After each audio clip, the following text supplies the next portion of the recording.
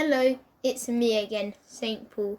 I was reading the parables of Jesus when I came across the parable of the tares and the wheat, which is also known as the parable of the weeds. Do you know what tares are? Well, they are basically poisonous weeds, and you wouldn't want them in your garden or field, I can tell you. And if you ate any tares, you would be very ill indeed. You might even die. The trouble is that tares look very similar to wheat, especially when they are still young. They look pretty much the same, don't you think? At harvest time, the difference is slightly more apparent.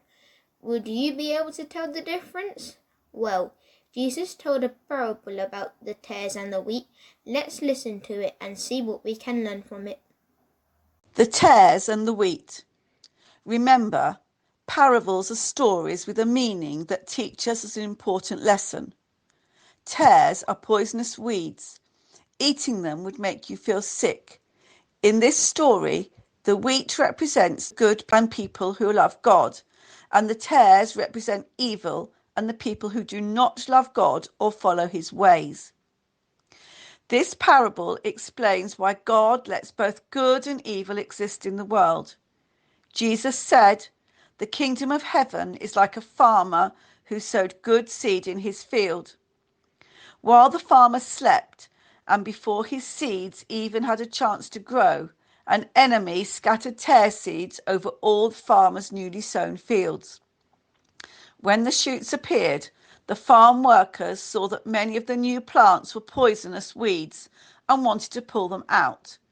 They went to ask the farmer what to do. "Let them grow together," said the wise farmer. "Pulling out the weeds will damage the young wheat plants. We will wait and sort them out at harvest time." When the useless weeds and the good wheat were fully grown, and the wheat was ready to harvest, it was easy to tell the weeds from the wheat. "Before we harvest the wheat, pull out the poisonous weeds and burn them, and then we can save the good wheat," said the farmer, "and store it safely in my barn." In this story, the farmer is God and the devil sows the tares. God allows good and evil in this world until the time is right to destroy all evil and save what is good. When Jesus' disciples first heard this parable, they didn't understand what Jesus meant. Jesus explained that he is God the farmer and the field is the world. The good wheat seeds are those who love God, and the poisonous tares are planted by the devil. Jesus says that at the end of the age, people will be sorted out like the wheat and the tares.